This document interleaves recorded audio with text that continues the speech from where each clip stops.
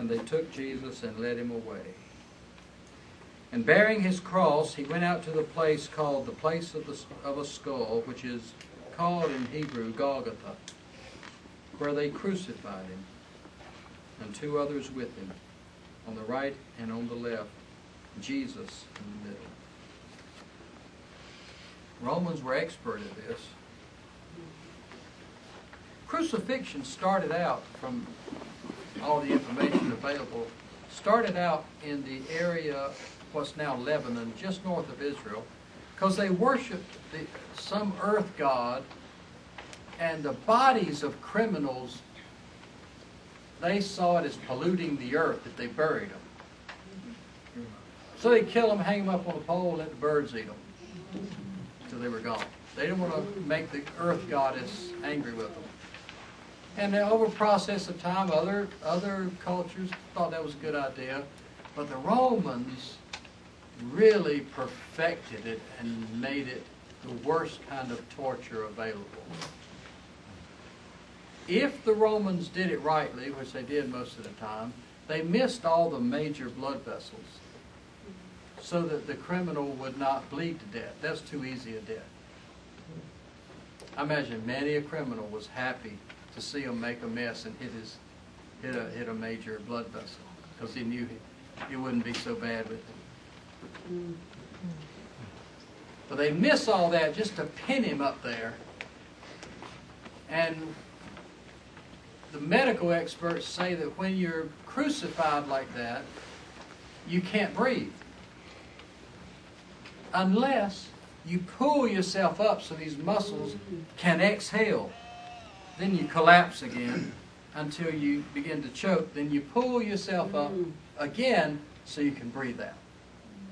When Jesus was on the cross and he prayed, "Father, forgive them, for they know not what they do," he had to pull himself up on the nails to get that air out to pray for them.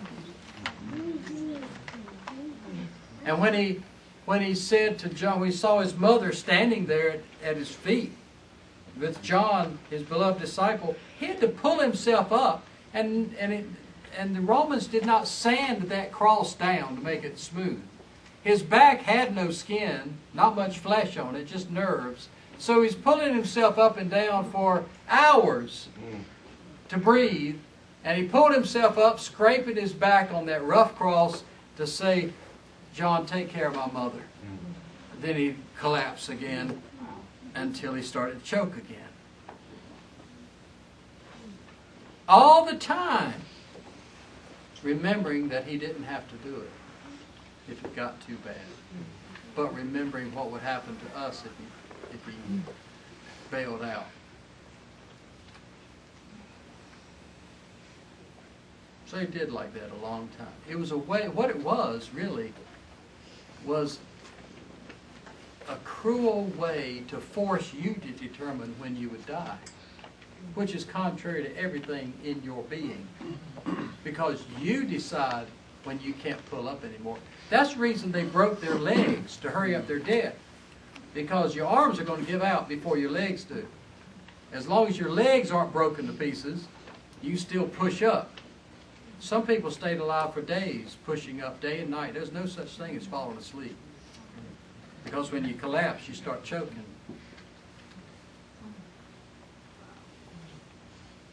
So he went through that, knowing you didn't have to, but knowing how much we needed him to. And it's true what the song Betty used to sing and has sung before: nails didn't hold him to that cross. It was love. It was love for you.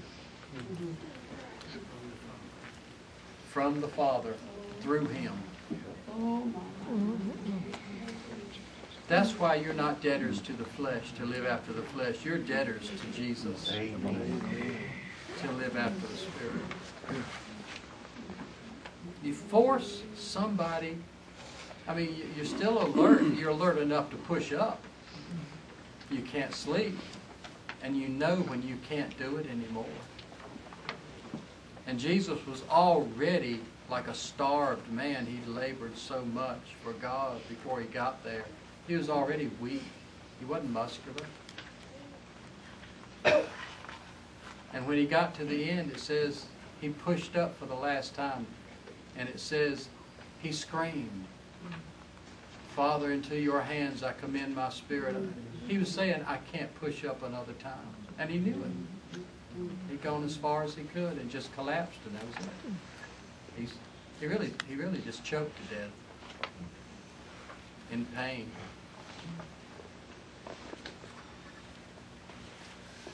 No greater love.